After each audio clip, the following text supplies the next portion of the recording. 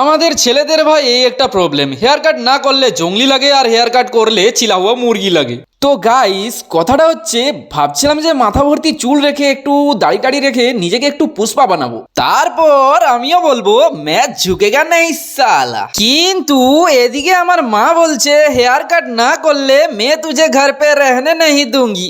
সালাটা বললো না ছেলে বলে। সো গাইস ফাইনালি নিজের আশ্রয়টুকু বাঁচানোর জন্য আমি বাধ্য হয়ে হেয়ার কাট করতে বেরিয়ে পড়লাম। কষ্টে ভরা জীবন আমার, দুঃখ ভরা মন, গান করে করে আমি পৌঁছে গেলাম সেলুনে বসে মিররে নিজের লুকটা দেখে মনে হলো না সত্যি সত্যি আমার হেয়ার কাট করাটা দরকার। এবার বুঝলাম মা যা বলে ভালোর জন্যই বলে। তারপর দেখলাম আমার ফোনে একদম চার্জ নেই, তাই ফোনটা একটু চার্জে বসিয়ে দিলাম। ফোনটা চার্জে বসানো থাকায় হেয়ার কাটের কোনো ভিডিও ক্লিপ আমি নিতে পারিনি। সো গাইস ফাইনালি আমার হেয়ার কাট কমপ্লিট, আর এদিকে আমার ফোনের চার্জটাও অনেকটা হয়ে গেছে। এই হচ্ছে আমার হেয়ার কাটের পরের লুক। নিজেকে তো চিলা হুয়া মুরগি লাগছে।